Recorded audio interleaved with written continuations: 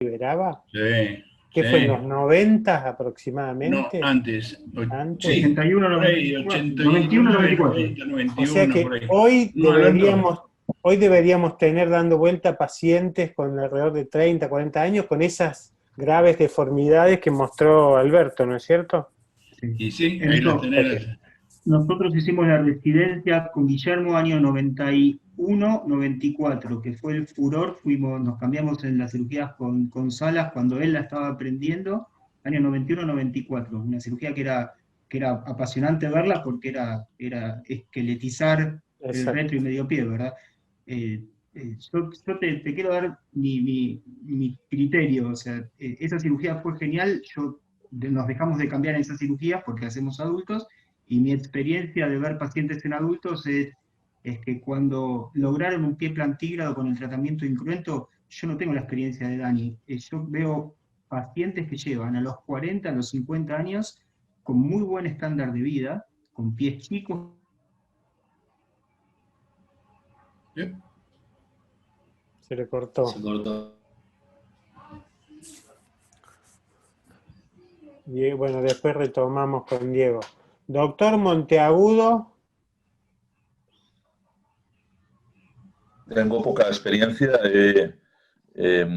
No he hecho ninguna de las técnicas de liberación externa, de liberación medial ni posteromedial que se han presentado. He visto pacientes, pero es verdad que he visto pocos pacientes en relación con la cantidad de cirugías que se hacían hace tantos años. Es curioso igual pensar que muchos de ellos no son sintomáticos o han desarrollado mecanismos de compensación buenos, y los casos en que he tenido que hacer cirugías no han sido la mayoría cirugías de corrección muy grandes, sino simplemente pequeñas cirugías porque el paciente tenía un varo sutil que producía una ausencia de consolidación de una fractura de estrés de quinto metatarsiano, y que se ha solucionado con una osteotomía de calcáneo sencilla. He visto algunos casos cuando hemos ido alguna vez en alguna misión humanitaria, sí hemos visto casos de probablemente más secuelas más agresivas, y como comentaba el doctor Macklin, no sabemos a veces qué ha pasado, ¿no? Uno intuye que ha habido necrosis, que ha habido sobrecorrecciones, pero realmente encuentra pies en los que a veces uno no tiene una clara idea de cómo se ha llegado a una deformidad, deformidades rotatorias o deformidades que rara vez se comprenden, ¿no? Pero yo creo que ahí en nuestra práctica, cuando hay pies tan deformes, muchas veces la idea es el menos es más, ¿no? Cuando ya son adultos. No siempre hay que hacer radiografías bonitas, sino a veces hacer cirugías de confort para el paciente. Y no hay que tener tanto miedo, sobre todo por mucha gente joven que hay aquí, ¿no? Es aterrador ver las radiografías, pero luego el paciente viene porque le duele el quinto metatarsiano, y realmente con unas plantillas o con una cirugía no muy ambiciosa puedes mejorar mucho su calidad de vida. Bárbaro, gracias. Diego, termina, que el final Sí, se no, te lo que cortó. yo decía es que nos llegan en el consultorio de adultos pacientes después de los 50 años, que recién empiezan a tener patología artrósica sintomática, y que es increíble porque con pies chicos, cortos, hipotróficos pero plantígrados, he tenido jugadores que han jugado al fútbol y al básquet, y es sorprendente, pues se sacan las zapatillas y encontrás esa secuela de pivot que les ha permitido hacer una vida digna durante muchísimos años. Lo que ¿Sí? decía Pero fácil, recién 50 Manuel años. Sí. Monteagudo. Uh-huh. Bárbaro, buenísimo, gracias. Doctor Macklin, está el doctor Miguel Paz, ortopedista infantil, y que le estaba haciendo alguna consulta. ¿Quiere saludarlo, presentarlo y le damos la palabra? Pero sí, Miguel, un gusto enorme verte. Primero, agradecerte que estés con nosotros. Un ortopedista actualmente es el secretario de la SAOTI, de la Sociedad Argentina de Ortopedia y Traumatología Infantil. Es un hombre de una vasta experiencia, no por la edad, sino por lo que ha trabajado y lo que trabaja. Y bueno, y además una gran persona, un gustazo, Miguel, que estés acá y que hoy seas referente nuestro en la cirugía del pie infantil. Miguel, bienvenido, entonces es una humilde opinión de todos nosotros de pie. Bueno, Alberto, doctor, muchísimas gracias por la invitación. Veo tantos nombres todavía que me da casi vergüenza hablar delante de ustedes. Un abrazo enorme también al doctor Amor, que hace rato no lo veo por el hospital, no puedo ir. Bueno, y saludos y gracias a todos. Disculpen, justo había dicho que podía entrar recién, así que bueno, vi al principio que estaban hablando un poco del bunion dorsal secuelar. Primero, nada más para aclarar una cosa sobre el pie equinovaro. El Cincinnati no es una cirugía, sino es un abordaje. Nada más para que quede claro, digamos eso. Que dice, digamos, la cirugía, la de McKay o McKay modificada, el abordaje se modifica porque cuando empezaron a hacer más, yéndose a lateral para liberar el ligamento peroneo calcáneo, de esa manera despegar un poquito el estado del calcáneo, modifican por eso, en vez de la Codeville o la Turco, se van con la extensión lateral. Así que Cincinnati puramente es un abordaje. Con respecto a sí, el tratamiento hoy en día, simplemente para decirles que el método Ponseti es, pero algo muy interesante, de lo que hablaron todos, era que, cómo era el seguimiento a largo plazo. Justo ayer charlaba de un artículo que se hizo para que tengan en cuenta que en el 2006 se estudiaron pacientes habiendo sido tratados con liberaciones posteromediales amplias, y a 30 años, esos pacientes, cuando se les hacía un score, que son preguntas, y no nada más relacionadas con el pie, no, sino sobre su calidad de vida, esos pacientes tenían el mismo resultado, en realidad un punto más, 33 puntos con respecto a las enfermedades coronarios crónicos. Así que la incapacidad a 30 años era realmente con respecto a su calidad de vida.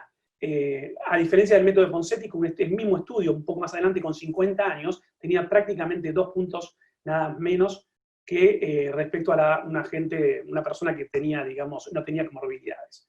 Y hoy en día tiene que ser el método, no se operan prácticamente, o se operan muy pocos. Le voy a ser sincero, en Argentina no hay estadística.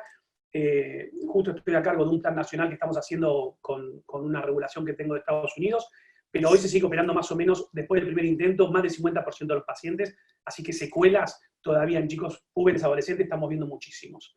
Y lamentablemente caen mucho al hospital.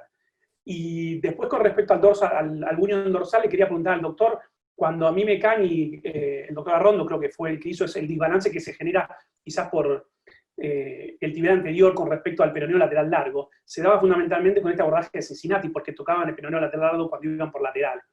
Y a mí me ha ido, yo al principio hice la técnica de McKay, que traspasa parte del vientre del flexor corto medial, el aductor, lo pone sobre la cápsula, pero en los últimos que he hecho, la verdad que aparte de hacer la transferencia del tibial anterior, que la hago, a veces hago EMI según cuánto empuje o no, cuánta supinación tenga, yo sí lo que hago es la Jones inversa, la Jones invertida, y la verdad que con eso, más una osteotomía de centro del primer rayo, los resultados han sido bastante buenos en los últimos años que eso, y quería ver si tenían experiencia. Creo que es una cirugía bastante arreglada y que he tenido bastante buenos resultados, mejor que con la McKay.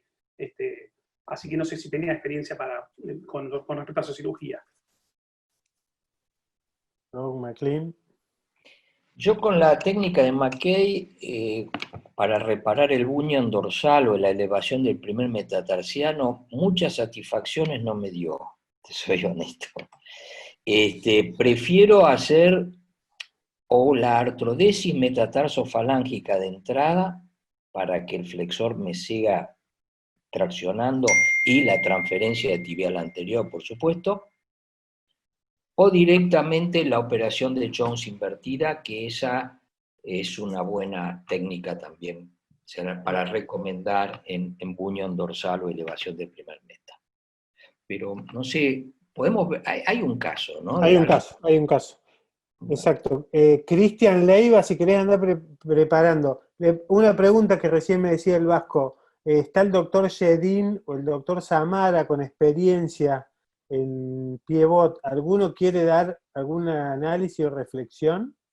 Daniel Jetlin está hace tanto que no lo veo, y a Eduardo Samara, Dios. ¿Cómo le va? Doctor Jetlin, ¿cómo está? Muy bien. Yo la verdad es que he atravesado, lo cual ya habla de que algunos años, todo el cambio desde posteromedial, Cincinnati y de vuelta a Ponseti, que en realidad Ponseti es todavía más viejo que todo eso, porque Ponseti presenta sus primeros trabajos en el 63, o sea que la técnica tiene mi edad más o menos. Pero el péndulo, como siempre, fue de no hacer nada a liberaciones tremendas, y otra vez ha vuelto a un método que es mucho menos agresivo, ¿no? Lo que yo, nada más que una cosa es que no todos los pacientes operados con la técnica de Cincinnati andan como estos casos seleccionados que andan particularmente horribles. Hay muchos pacientes que se han operado con la técnica de Cincinnati, con un cirujano que no era de poner una carga de trotila dentro del pie, sino hacerlo reglado, también tiene una serie de pasos, y esos pacientes no han andado mal. De todas maneras, han andado siempre más rígidos, porque había mucha cicatriz involucrada. Es decir, el buen pie-bot es el pie que es flexible, que es plantígrado como resultado final y que puede usar un calzado no modificado. Y la verdad es que la técnica de Ponseti tiene mucho más chances de conseguir ese resultado. Ahora, aprender a hacer bien la técnica de Ponseti, aprender a hacer bien esos yesitos en un pie de 5 centímetros, en un bebé que patalea y llora, es por lo menos tan difícil como aprender a operar un pie-bot. Yo quiero decir, no es un yeso que uno ve una vez, hace 2 veces el yeso y le parece que ya le sale bien. No es un yeso para una fractura de tibia. Es un yeso que también tiene pasos muy reglados, tiene etapas muy regladas y tiene un post-yeso. Si todo el tratamiento posterior al yeso y posterior a la tenotomía eventualmente del Aquiles percutánea, si la hay, acá el doctor Miguel Paz va a estar de acuerdo conmigo, el tema de la férula de Dennis Brown, el cumplimiento de la férula de Dennis Brown, qué hacer cuando el paciente presenta una recidiva, cuándo hacer una transferencia del tibial anterior, son pasos realmente arreglados. Es un paciente muy laborioso con el que uno se casa. Y entonces, aprender a hacer un buen tratamiento de Ponseti con toda la norma es lo que va a dar un resultado como Ponseti publica. Después, si uno hace un tratamiento más o menos que parece un Ponseti, los resultados son más o menos también. O sea, eso es un punto que hay que decir. El buen tratamiento de Ponseti está hecho como lo dijo Ponseti, con mucha rigurosidad y con mucho apego a esas técnicas. Por eso hay talleres, hay seminarios, sociedades internacionales. No es una cosa que uno aprende haciendo 2 o 3 yesitos. A mí me ha llevado, me parece, más tiempo aprender a hacer un buen tratamiento de Ponseti que más tiempo aprender a hacer un abordaje de Cincinnati. Perfecto, muchísimas gracias, doctor. Eduardo Samara está, ¿no? Me mensajeó Guillermo que sí. ¿Está, doctor Samara? Bueno, continuamos con el caso de Cristian Leiva, que es al respecto de este tema. Cristian, compartinos la pantalla. Un comentario mientras comparte pantalla, Dale. Cristian. Hacer un comentario con relación a Daniel Yetlin, es una miscelánea. Que él me mandaba hacer los yesos a mí.